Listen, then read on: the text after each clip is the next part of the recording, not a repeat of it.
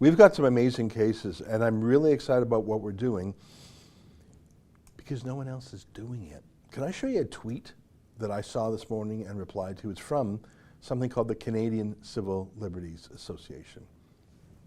So do you see this tweet here? It just went up this morning at 9 in the morning. Have you been, and you can see it's from the Canadian Civil Liberties Association, have you been unfairly stopped, charged, or ticketed by a bylaw or police officer? We need your story so we can fight for your rights. Well, that's very exciting. And then you can look at the graphic. Unhappy with your COVID ticket?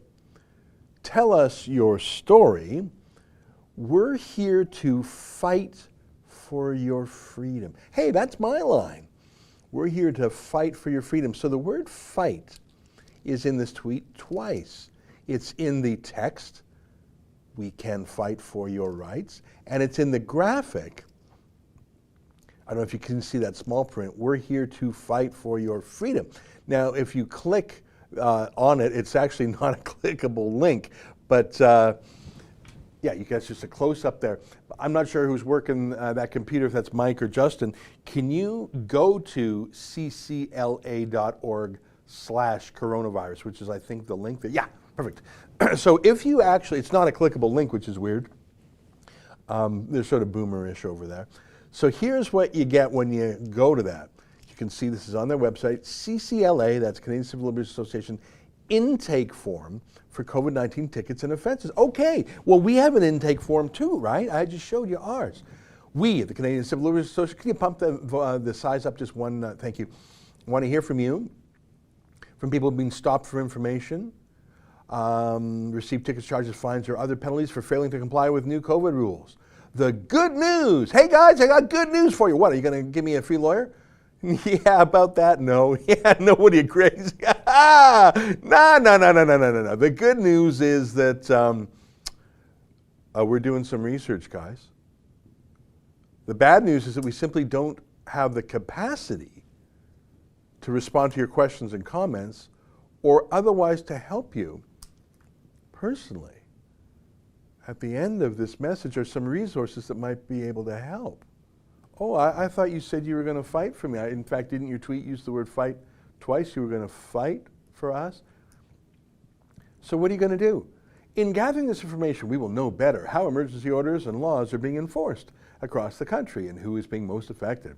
If we get a sufficient amount of information, we hope to use it to inform our advocacy and public education work. Our focus is on systemic change and law reform. Information we use for advocacy and education purposes will not include your personal information. If we wish to use your story in a manner that could lead to your identification, we will contact you and seek your consent. Thank you for helping us monitor the impact of emergency orders in Canada. And then it says if you want legal help, well, go and try and find it yourself. So they have a form here, you know, name, email address. And why would you fill this out? So they can data mine you or something? Like, you know, I went online and I checked out, in fact, if you Google Canadian Civil Liberties Association annual report, can you Google that? And you can find their financial statements. They bring in, what, about $1.5 million a year in donations. And most of their lawyers work pro bono. That's Latin for free. So they're saying they don't have the capacity to help? They're going to make like a scrapbook? Hey guys, we'd love to help, but you know, we just don't have the capacity. What are you talking about? That's your only capacity. That is your only purpose. You are put on this world. You were given a charitable tax receipt. Your mission statement is to help fight for civil liberties. It's your middle name. Canadian Civil Liberties Association. It's what you do. Hey guys, sorry, you know, we're just so busy these days. You know, scrapbooking, and there's this new show on Netflix. It's just great, and you know, sorry, man. Yeah, so look at this. So about $1.5 million a year. And scroll down a little bit. Spending wisely.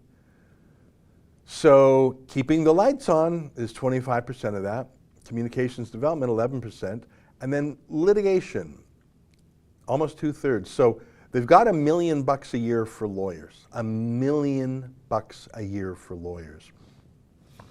I'll disclose to you that we have budgeted $5,000 per case.